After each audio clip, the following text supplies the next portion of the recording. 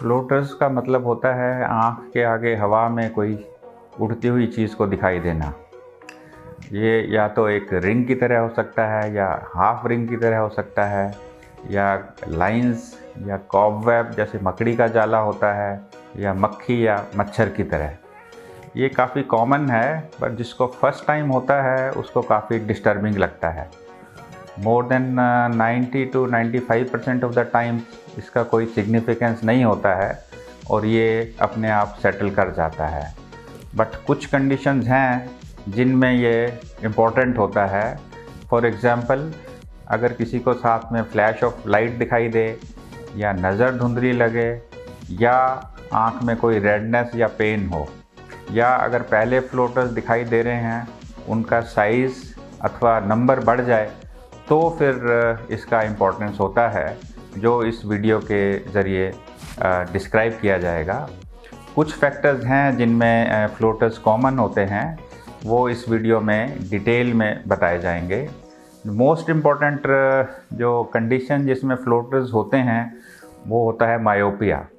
जो लोग minus number का चश्मा लगाते हैं उनको फ्लोटर्स के चांसेस ज़्यादा होते हैं। अब अगर किसी को फर्स्ट टाइम ये डेवलप होते हैं तो डायलेट करके रेटिना को देखना ज़रूरी होता है, क्योंकि इन लोगों में कई बार वीक स्पॉट्स या होल्स डेवलप हो सकते हैं, जिससे बाद में रेटिना प्रॉब्लम हो सकती है। और अगर फैमिली हिस्ट्री है रेटिना प्रॉब्लम की तो डायलेट करके ज़रूर चेक करना चाहिए, ताकि कोई इम्पोर्टेंट चीज़ मिस नहीं हो। तो मायोपिया इज़ नंबर 1 फैक्टर।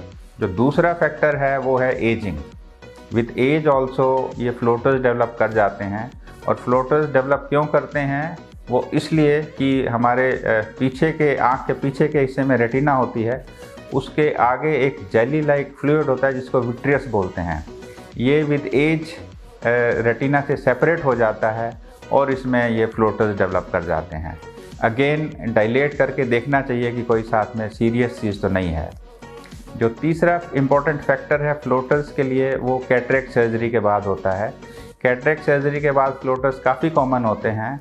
अब इसका मैकेनिज़्म भी यही है कि विट्रियस हमारा डिस्टर्ब हो जाता है कैटरेक्ट सर्जरी के बाद, और कुछ हफ्तों में ये सेटल कर जाते हैं। जो चौथा इम्पॉर्टेंट फैक्टर है वो है डायबिटीज़। डायबिटीज़ के केसेस में फ्लोटर्स थोड़े ज़्यादा होते हैं और कई बार ये ब्लीडिंग के साथ भी एसोसिएटेड हो सकते हैं। तो अगेन प्यूपिल डायलेट करके रूल आउट करना चाहिए कि कोई सीरियस चीज़ तो डेवलप नहीं हो रही है। पांचवा फैक्टर्स है आँख के अंदर स्वेलिंग होना। स्वेलिंग अगर आँख के अंदर होती है तो फ्लोटर्स के साथ साथ कई बार रेडनेस या पेन भी हो सकता है, जो कि डायलेट करके हम असेस कर सकते हैं। जो छठा इम्पॉर्टेंट फैक्टर्स है वो है चोट लगना।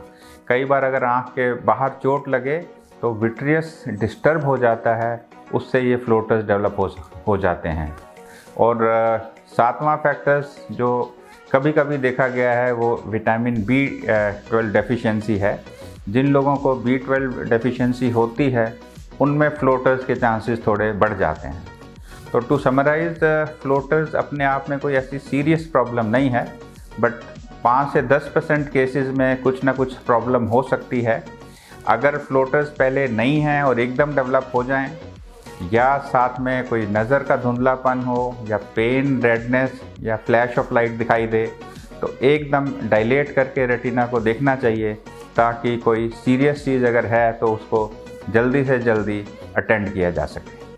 Thank you for watching my video.